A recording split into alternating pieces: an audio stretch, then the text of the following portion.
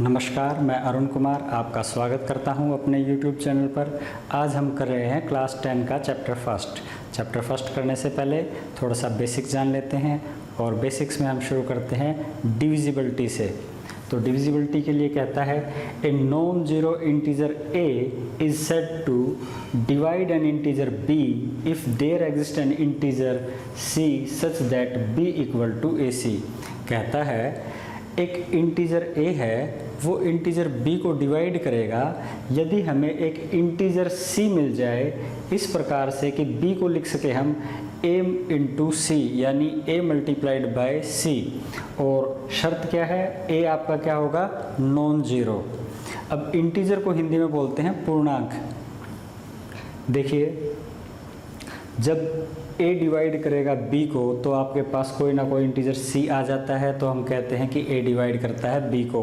और ऐसा integer c अगर हमें नहीं मिल पाता तो हम कहेंगे a does not divide b। जो डिवाइड करने वाला होता है उसे बोलते हैं डिवाइज़र, हिंदी में बोलेंगे भाजक। जो डिवाइड होता है उसे बोलेंगे डिविडेंड, हिंदी में बोलेंगे भाज्य। और जो आपका डिवाइड करने पे इंटीजर c मिलता है उसको बोलेंगे कोशेंट या फिर भागफल। फॉर एग्जाम्पल 3 डिवाइड करता है 27 को, तो 27 को हम लिख सकते हैं 3 इंटू 9। यहाँ b तो हो गया है हमारा 27, a हो गया है हमारा 3 और c हो गया है 9। देखिए, ये डेफिनेशन भी तो यही कहती है कि a डिवाइड करेगा b को यदि कोई इंटीजर c मिल जाए कि b को लिख सकते हैं a इंटू सी। एक देखते हैं, यहाँ 3 डज नॉट डिवाइड 28 को 3 डिवाइड नहीं करता। क्यों नहीं करता? क्योंकि 28 को हम नहीं लिख सकते 3 इंटू सी। ये किसी भी इंटीजर के लिए पॉसिबल नहीं है। ऐसा कोई इंटीजर मिल ही नहीं सकता कि जिसकी मल्टीप्लाई 3 के साथ कर दे और आंसर 28 आ जाए।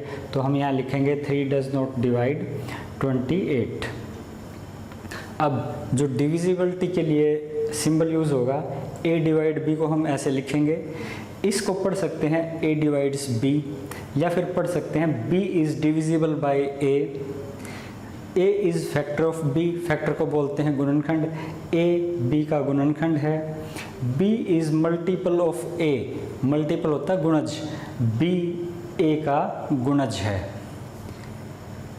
तो ये था आपका डिविजिबिलिटी। नेक्स्ट टॉपिक है Euclid division lemma. Euclid division lemma को हिंदी में कहेंगे यूक्लिड विभाज्य प्रमेयिका। ये कहती है given positive integers a and b, कोई भी दो पॉजिटिव इंटीजर्स हैं, इंटीजर्स यानी कि पूर्णांक, पॉजिटिव यानी कि धनात्मक, यानी दो पॉजिटिव इंटीजर्स हैं a and b। There exist a unique integer q and r, आपके पास यूनिक इंटीजर q और r मिलेंगे। यूनिक का मतलब अनोखा, अद्वितीय, जिस जैसा कोई दूसरा हो ही ना। Satisfying a equal to b q plus r, और r है आपका 0 से बड़ा या बराबर और b से छोटा। देखिए क्या कहता है, कहता है अगर आपको दो पॉजिटिव इंटीजर्स दे दिए जाएं, यानी कि दो धनात्मक पूर्णांक a और b दे दिए जाएं, तो उनके लिए आपके पास यूनिक इंटीजर्स, अद्वितीय पूर्णांक मिलेंगे q और r इस प्रकार से कि a बराबर में होगा बी क्यू प्लस r, और जो r है, r के ऊपर कंडीशन है आपकी 0 से ग्रेटर देन और equal to and less than b। अब देखिए, यहाँ जो हमारे पास a है वो है आपका डिविडेंड यानी कि भाज्य, और b है वो है आपका डिवाइज़र, हिंदी में बोलेंगे भाजक, और जो q है वो है आपका कोशेंट यानी कि भागफल, और जो यहाँ r है वो है आपका रिमाइंडर यानी कि शेष। तो ये जो रिमाइंडर है आपके पास, जो शेष है, वो हमेशा डिवाइज़र से छोटा होगा। 0 भी हो सकता है, 0 से बड़ा होगा, लेकिन डिवाइज़र यानी कि भाजक से हमेशा छोटा होगा। ये आपकी यूक्लिड डिवीज़न लेमा है। नेक्स्ट है हमारे पास Euclid division algorithm. Euclid division algorithm का हम यूज़ करेंगे HCF यानी कि हाईएस्ट कॉमन फैक्टर, हिंदी में बोलेंगे महत्तम समापवर्तक निकालने के लिए। अगर हमारे को दो नंबर दिए गए हैं, मान लीजिए वो C और D हैं, और हम मान लेते हैं C आपका बड़ा है D से, तो उन दोनों का HCF निकालने के लिए हम यूक्लिड डिवीज़न एल्गोरिथम यूज़ करेंगे। और उसके 3 स्टेप्स हैं। देखिए पहला स्टेप क्या कहता है, apply Euclid division lemma to C and D, find Q and R such that C equal to DQ plus R। देखिए क्या कहता है, आपको जो दो नंबर, दो पॉजिटिव इंटीजर C और D दे रखे हैं, उस पर आप यूक्लिड डिवीज़न लेमा लगाएं। और यूक्लिड डिवीज़न लेमा क्या कहती है, दो पॉजिटिव इंटीजर्स के लिए हम Q और R ढूंढ सकते हैं। ठीक है, तो हमने यूक्लिड डिवीज़न लेमा लगाई C और D पर, और हमें मिल गए Q और R। और वो Q और R किस प्रकार से मिले हैं कि C आपका इक्वल टू आएगा DQ प्लस R। R के ऊपर कंडीशन रहेगी 0 से बड़ा और बराबर D से छोटा। अगर रिमाइंडर आपका यानी शेष है या R आप कहें 0 आ जाता है, तो D हमारा क्या हो जाएगा, HCF हाईएस्ट कॉमन फैक्टर। अगर रिमाइंडर आपका 0 नहीं आता है, तो हम अगले स्टेप में यूक्लिड डिवीज़न लेमा लगाएंगे D पर और R पर। अब जो डिवाइज़र था आपका वो बन जाएगा डिविडेंड, यानी जो भाजक था वो बन जाएगा भाज्य, और जो रिमाइंडर था आपका वो बन जाएगा डिवाइज़र, यानी कि जो शेष था वो आपका बन जाएगा भाजक। जब तक हम करते रहेंगे जब तक R आपका 0 नहीं आ जाता। जिस स्टेप पर R आपका 0 आ जाता है, उस स्टेप पर जो डिवाइज़र होगा, जो भाजक होगा, वो हमारा HCF होगा। एक्सरसाइज 1.1 क्वेश्चन फर्स्ट क्या कहता है, use Euclid division algorithm to find HCF। आपको नंबर दिया गया है 135 एंड 225। इन दोनों का आपको HCF निकालना है, यानी महत्तम समापवर्तक निकालना है, और यूक्लिड डिवीज़न एल्गोरिथम का यूज़ करते हुए।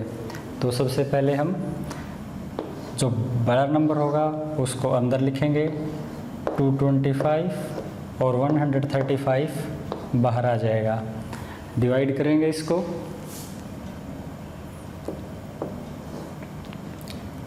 कितने पे जाएगा, 1 पे जाएगा।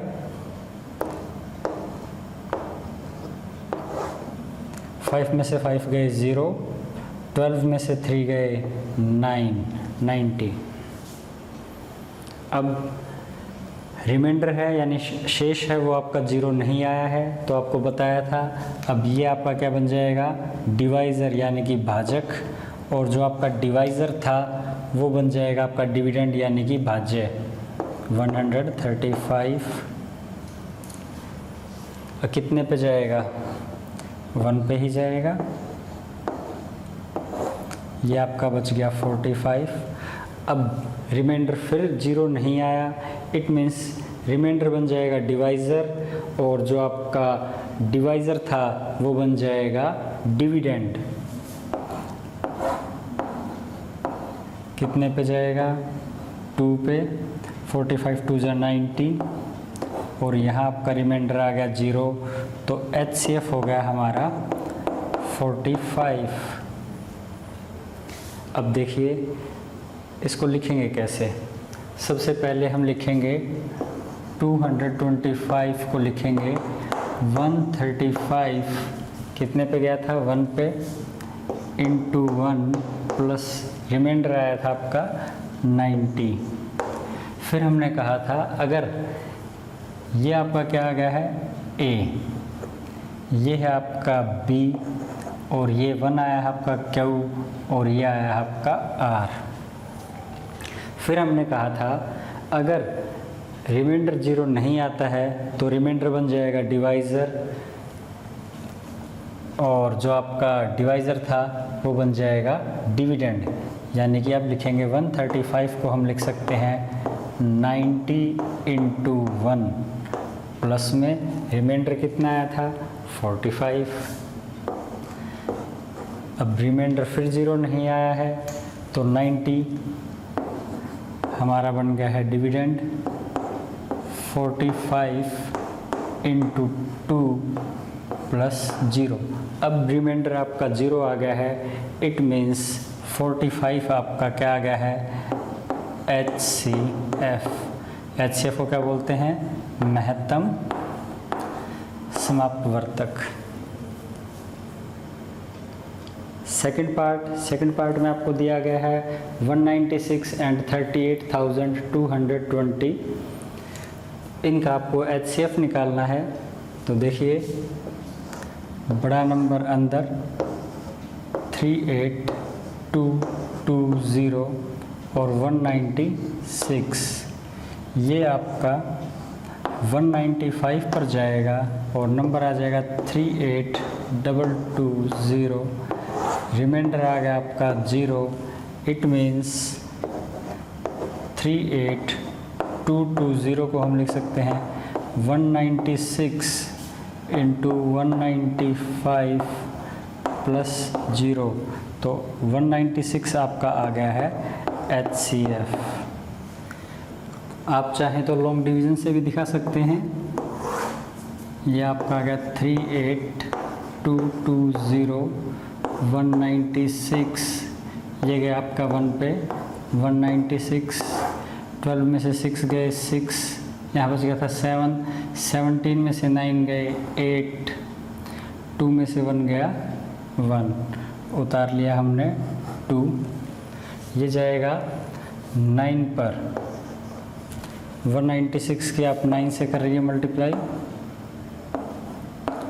9 6 जा 54, 5 कैरी, 9 9 जा 81 और 5 86, 8 कैरी, 9 1 जा 9 एंड 8 17, यह आपका आ गया 1764। जब हम सब्ट्रैक्ट करेंगे 12 में से 4 गए 8, यहाँ बच गया 15, 15 में से 6 गए 9, यहाँ बच गया था 7, 7 में से 7 गया 0, उतार लिया 0, ये गया आपका 5 पे और ये आ जाएगा 980। रिमाइंडर आ गया आपका 0, it means 196 is HCF। HCF आपका कितना आ गया 196। थर्ड पार्ट में आपको नंबर दिए गए हैं 867 एंड 255, आपको HCF निकालना है। 867 अंदर लेंगे, बड़ा नंबर है, और 255 बाहर लेंगे और हम कर रहे हैं डिवाइड। तो कितने पे जाएगा, ये आपका जाएगा 3 पे और ये आ जाएगा आपका 765। 7 में से 5 गए 2, 0 एंड 1।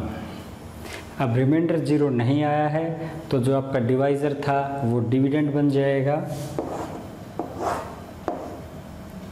255। कितने पे जाएगा, 2 पे जाएगा 204। 5 में से 4 गए 1, 5 में से 0 गए 5। रिमाइंडर फिर आपका 0 नहीं आया है तो जो डिवाइज़र था वो अब क्या बन जाएगा, डिविडेंड। कितने पे जाएगा, 2 पे। रिमाइंडर आ गया 0, इट मीन्स 51 हो गया आपका HCF। इसको लिखना कैसे है, 867 equal to 255 multiplied by 3 plus में रिमाइंडर आया था आपका 102। अब की बार 255 को लेंगे, किससे डिवाइड किया था, 102 से। कितने पे गया था, 2 पे, और रिमाइंडर कितना आया था आपका 51।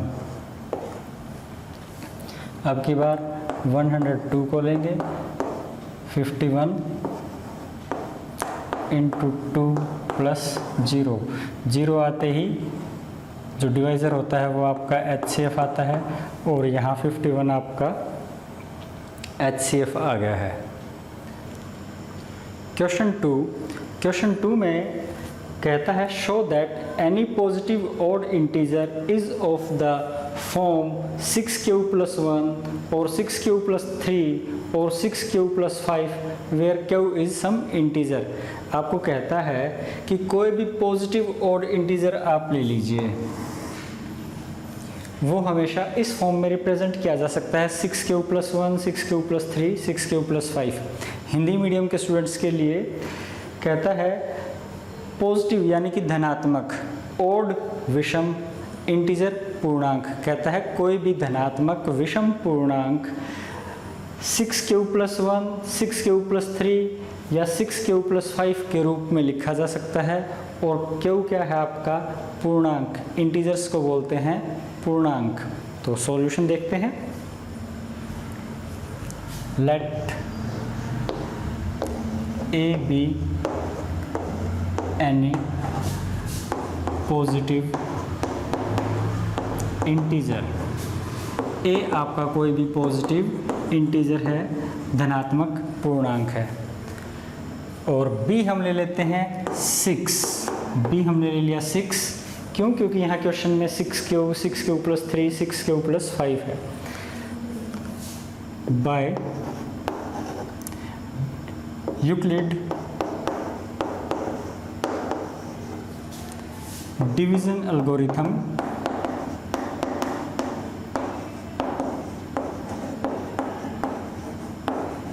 यूक्लिड की डिवीजन एल्गोरिथम लगाने पर a को लिख सकते हैं b q + r, और जो आपका r है वो 0 से बड़ा या बराबर हो सकता है, लेकिन b से हमेशा छोटा रहेगा। और b क्या है आपका? 6। b है आपका 6। अब देखिए a आपका क्या क्या हो सकता है। अब r है जो आपका 6 से कम है, तो r आपका क्या क्या हो सकता है? 0, 1, 2, 3, 4 एंड 5। तो जो आपका a है वो हो सकता है 6q + 0, या फिर a हो सकता है आपका 6q + 1, यहाँ r की वैल्यू 1 होगी। या फिर a हो सकता है आपका 6q + 2, r की वैल्यू 2 ले ली। या फिर a हो सकता है आपका 6q + 3, r की वैल्यू 3 आ गई है। 6q + 4 and finally a = 6q + 5, और ये आपका r की वैल्यू हमने 5 ले ली। अब हम इन सभी केसेस में देखते हैं, यहाँ आ गया आपका a बराबर में 6q, और इसको हम लिख सकते हैं 2 × 2 में 3q। इस केस में हम देखते हैं a आ गया आपका, यहाँ 2 कॉमन निकाल लिया, 3q + 1। और यहाँ देखते हैं a = 2 कॉमन निकाल लिया, 3q + 2। अब देखते हैं यहाँ 2 है, इट मीन्स ये 2 का मल्टीपल है, या यूँ कह दीजिए ये 2 से डिवाइड हो सकता है। मल्टीपल मतलब गुणज, ये 2 का गुणज है, या यूँ कह सकते हैं ये 2 से भाग होता है। तो ये आपका इवन है। इवन को हिंदी में बोलते हैं सम। ये भी आपका 2 सामने बाहर आया हुआ है, इवन है। और ये भी आपका इवन है, मतलब कि सम संख्या है।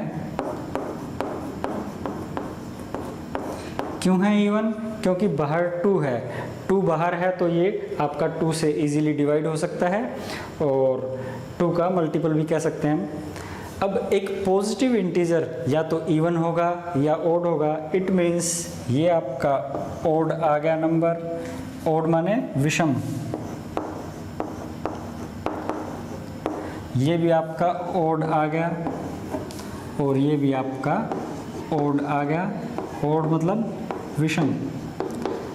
तो हमने ये प्रूव कर दिया कि कोई भी आपका पॉजिटिव ऑड इंटीजर है वो आपका 6^3 या फिर 6^3 या फिर 6^5 के फॉर्म में ही आएगा।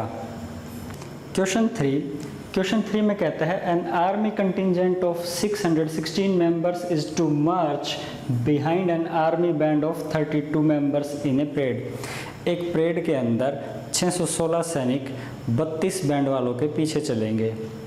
The two groups are to march in the same number of columns. जो आपके दोनों ग्रुप हैं, आर्मी का बैंड और सैनिक, वो आपके कॉलम्स में यानी कि लाइंस में चलेंगे और लाइंस में नंबर ऑफ पर्सन्स, व्यक्ति हैं, वो सेम रहेंगे। फिर आगे कहता है व्हाट इज़ मैक्सिमम। देखिए यहाँ वर्ड मैक्सिमम को मैंने कैपिटल में लिखा है। Number of columns in which they can march. कितने मैक्सिमम नंबर ऑफ कॉलम्स हो सकते हैं। कॉलम्स को हिंदी में बोलेंगे स्तंभ, और यहाँ हम क्वेश्चन के अंदर इसको हम समझ सकते हैं लाइन से कि कितनी लाइंस में आपके सैनिक और बैंड है वो खड़े हो सकते हैं, कितनी मैक्सिमम नंबर ऑफ लाइंस बन सकती हैं, और प्रत्येक लाइन में जो नंबर ऑफ पर्सन्स हैं, व्यक्ति हैं, वो सेम रहें, इक्वल रहें। जब आपका वर्ड मैक्सिमम आ जाता है तो हम निकालेंगे HCF, highest common factor, Hindi में बोलेंगे महत्तम समापवर्तक। और जब आपका आ जाए मिनिमम तो वहाँ हम निकालते हैं LCM। तो क्वेश्चन करते हैं। देखिए हमारे पास नंबर हैं 616 एंड 32। तो 32 और 616 पे यूक्लिड डिवीज़न लेमा लगा देते हैं। तो सबसे पहले हम 616 को 32 से डिवाइड करेंगे। कितने पे जाएगा? 1 पे, 32 बच गया। अब यहाँ है 1 यानी 11 में से 2 गए 9, यहाँ बच गया 5 में से 3 गए 2, और ये हमने 6 उतार लिया। अब 32 जाएगा आपका 9 पे। 32 की 9 से मल्टीप्लाई कर देते हैं। 9 2 जा 18 का 8 कैरी 1, 9 3 जा 27 और 1 28। तो ये गया आपका 9 पर और ये आ गया 288। यहाँ आपके पास रिमाइंडर आ गया 8। क्योंकि रिमाइंडर आपका 0 नहीं है, इट मीन्स जो 32 है अब वो आपका इधर आ जाएगा। जो रिमाइंडर है वो तो बन जाएगा डिवाइज़र, और जो डिवाइज़र था वो बन जाएगा डिविडेंड। हिंदी में जो शेष था वो बन जाएगा भाजक, और जो भाजक था वो बन जाएगा भाज्य। तो ये कितने पे जाएगा? 8 4 जा 32। रिमाइंडर आ गया आपका 0। इट मीन्स HCF हो गया आपका 8। और इसको यूक्लिड डिवीजन लेमा में कैसे लिखेंगे? 616 को लिखेंगे हम 32 इंटू 19 प्लस 8, क्योंकि रिमाइंडर यहाँ 8 है। अब हम 32 को डिवाइड करेंगे। 32 को लिखेंगे 8 इंटू 4 प्लस 0। तो जो 8 है हमारा वो आ गया है HCF। इट मीन्स जो आपके मैक्सिमम कॉलम्स यानी कि अधिकतम स्तंभ बन सकते हैं, लाइन बन सकती हैं, वो आपकी 8 बनेंगी, 8 लाइंस बनेंगी आपकी।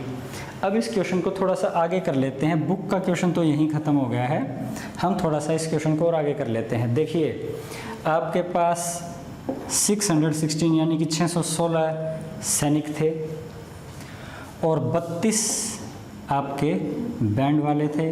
तो टोटल कितने आपके पास मेंबर हो गए? 6 और 2 8, 3 और 1 4, 648 यानी कि 648 कुल व्यक्ति हो गए। और इनको हमने लाइंस में खड़ा करना है। कितनी लाइंस में? 8 में। तो जब हम 648 को 8 से डिवाइड करेंगे कितना आएगा? 8 8 जा 64, रिमाइंडर 8 बच गया आपका, 8 1 जा 8। इट मीन्स प्रत्येक लाइन में 81 लोग खड़े होंगे। अब आपकी 8 लाइनें बन गई हैं, 1 2 3 4 5 6 7 एंड 8। आपकी टोटल 8 लाइंस बन गई हैं और हर लाइन में आपके कितने मेंबर्स खड़े हैं? 81, यानी कि हर लाइन में 81 लोग खड़े हैं। अब थोड़ा सा और आगे देखते हैं। हमारे पास जो बैंड वाले थे वो थे 32, यानी कि 32, और 32 लोगों को 8 लाइनों में खड़े करेंगे तो एक लाइन में कितने व्यक्ति आएंगे? 4। इट मीन्स एक लाइन के अंदर 4 तो बैंड वाले थे और 77 आर्मी पर्सन थे, क्योंकि 77 और 4 आपके कितने आ जाएंगे? 81, यानी 81 लोग आपकी 8 लाइनों में खड़े होंगे। हर लाइन में 81 लोग होंगे और उन 81 में से 4 तो आपके बैंड वाले होंगे और 77 आपके आर्मी पर्सन होंगे। क्वेश्चन तो हमारा, बुक का क्वेश्चन तो हमारा यहीं ख़त्म हो जाता है कि मैक्सिमम नंबर ऑफ कॉलम्स कितने आएंगे? 8। क्वेश्चन 4 में कहता है use Euclid's division lemma to show that square of any positive integer is either of the form 3m और 3m+1 where m is integer.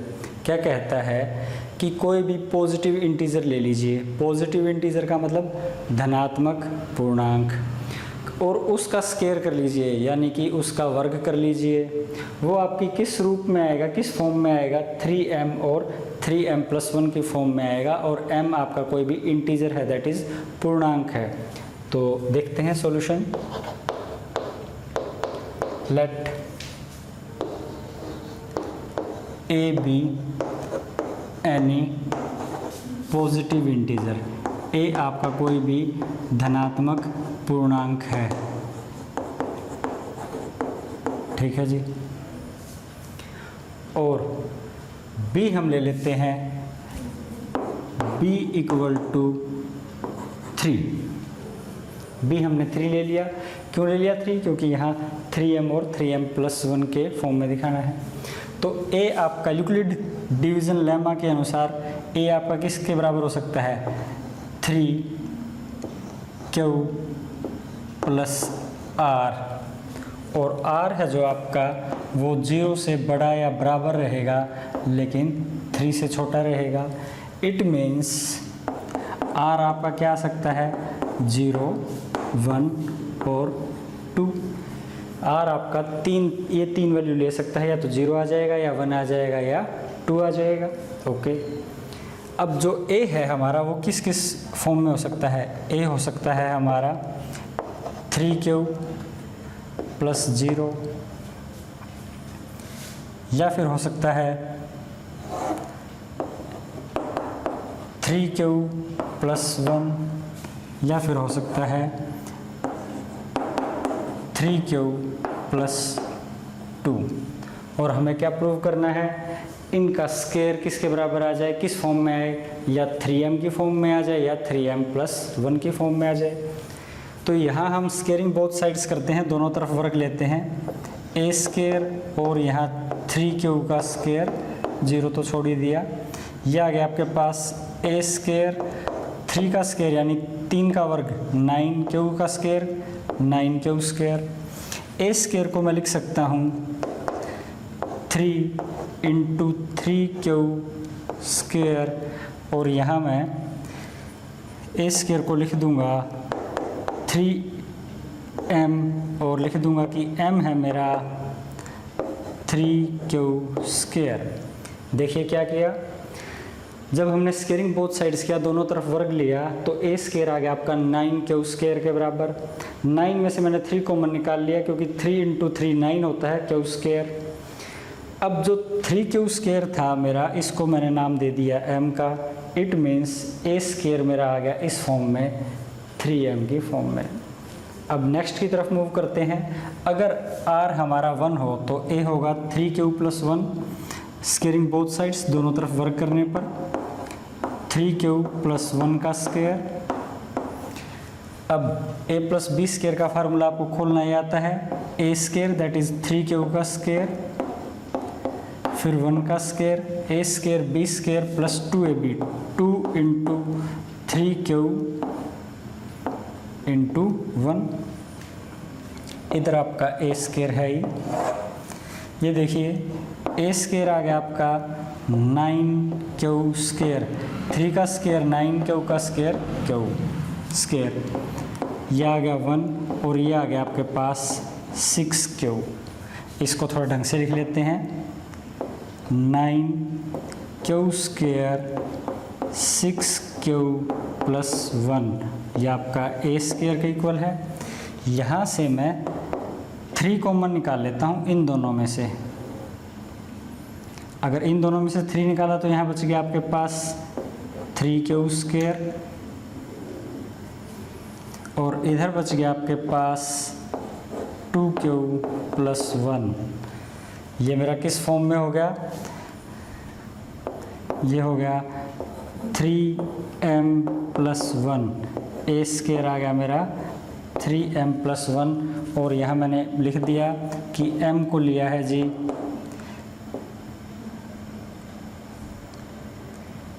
3 square plus 2 ये जो वैल्यू है इस ब्रैकेट के अंदर इसका नाम रख दिया m, तो ये आ गया आपका a स्क्वायर बराबर में 3m प्लस 1। यहाँ लिख देता हूँ मैं m equal to 3 square plus 2।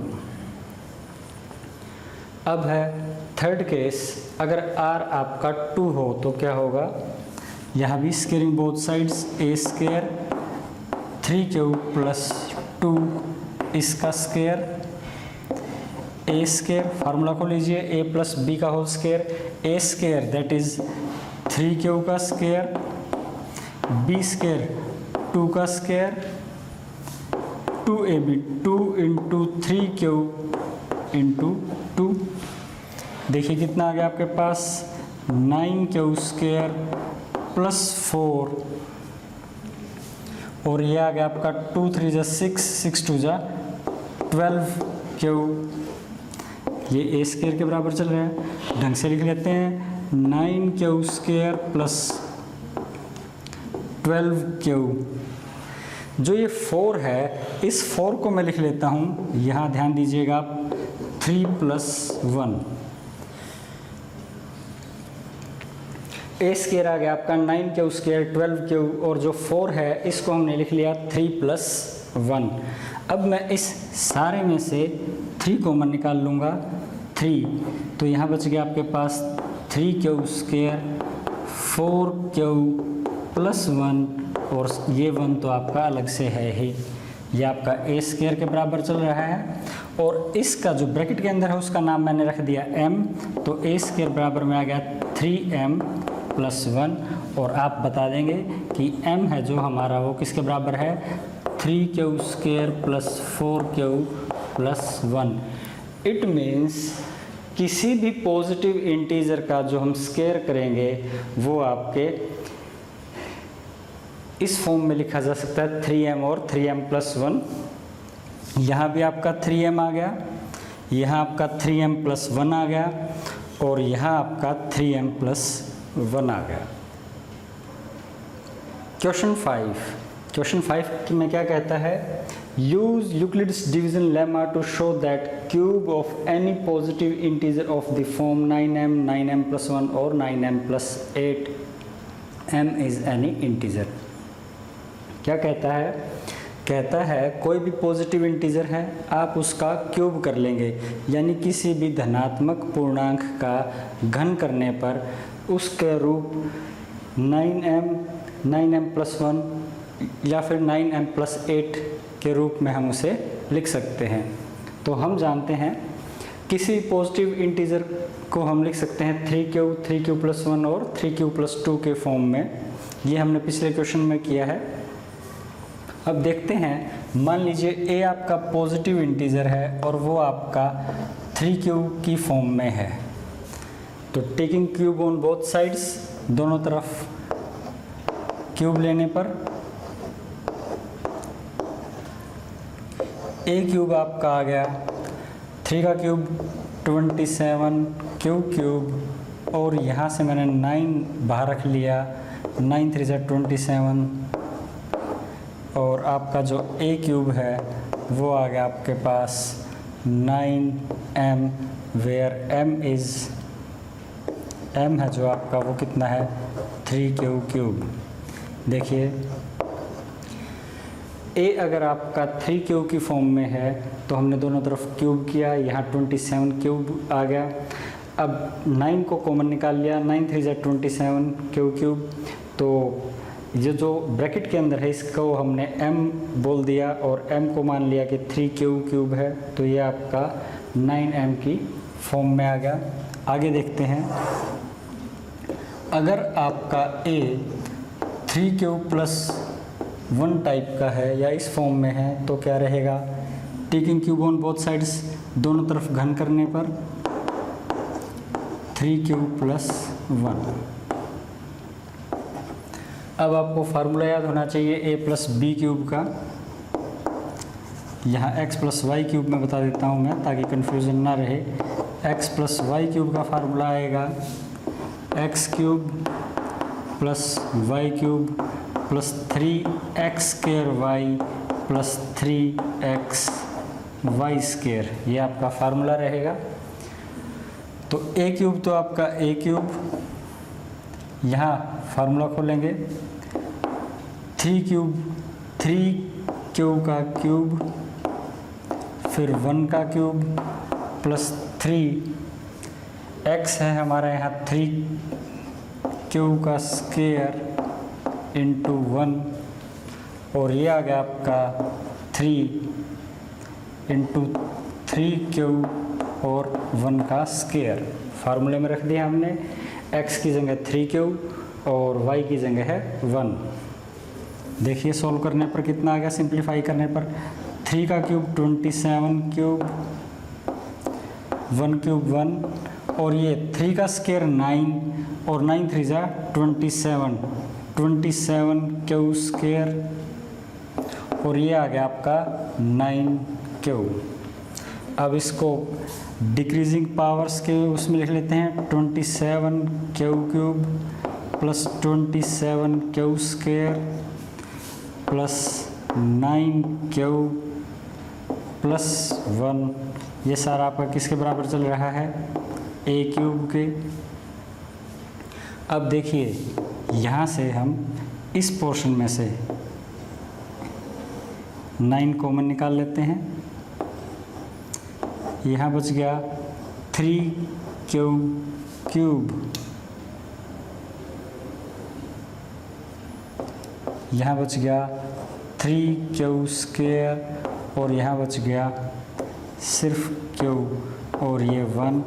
इस जो ब्रैकेट के अंदर है इसको हम बोल देंगे ये m है, तो ये आ गया आपका 9m प्लस 1 की फॉर्म में और m आपका क्या रहेगा, m है आपका 3 क्यूब 3 क्यूब स्क्वायर प्लस 1। अब देखते हैं, अगर आपका a है वो 3 क्यूब प्लस 2 की टाइप में है, तो यहाँ भी taking cube on both sides, A cube आपने कर दिया 3 क्यूब प्लस 2 का क्यूब, फार्मूला यहाँ लगेगा x cube y cube 3x square y plus 3x y square. It means a cube आपका आ गया है 27 क्यूब 2 का क्यूब 8, फिर आपका आ गया है 3a square that is 9 cube square 3a square b into 2 plus 3ab square, 3a है आपका 3 क्यूब और b है आपका 2 का स्क्वायर 4। देखिए ए क्यूब आ गया आपका 27 क्यू क्यूब प्लस 8 और ये 9 3 जा 27 क्यू स्क्वायर 27 9 3 जा 27 इंटू 2 54 क्यू स्क्वायर और ये आ गया आपका 3 3 जा 9 9 4 जा 36 क्यू। डिक्रीजिंग पावर के में लिख लेते हैं 27 Q cube 54 Q square 36 Q plus 8। अब देखिए यहाँ से 9 कॉमन निकाल लेते हैं, ये आपका कितना आ गया 3 क्यू क्यूब 9 6 जा 54 तो ये 6 क्यू स्क्वायर 4 क्यूब 9 4 जा 36 प्लस 8। ये आपका ए क्यूब के बराबर चल रहा है। यहाँ से ए क्यूब आपका आ गया 9 और जो ब्रैकेट के अंदर है इसको हम बोल देंगे m और ये 9m प्लस 8 वेयर m आपका कितना है, m है आपका 3 Q cube plus 6 Q square plus 4 cube. It means हमने दिखा दिया कोई भी आपका पॉजिटिव इंटीजर है यानी धनात्मक पूर्णांक है, उसका अगर हम क्यूब करेंगे तो वो या तो 9m की फॉर्म में रिप्रेजेंट किया जा सकता है 9m प्लस 1 या फिर 9m प्लस 8, इन रूपों में उसको लिखा जा सकता है। यहाँ आपका आ गया है 9m, यहाँ आ गया है 9m प्लस 1 और यहाँ आ गया है आपका 9m प्लस 8। आपको ये वीडियो कैसा लगा अपने कमेंट्स में बताएं। आपके कोई सजेशंस हैं, डाउट्स हैं, कोई क्यूरीज़ हैं, उनको भी कमेंट में लिखें। Thanks for watching.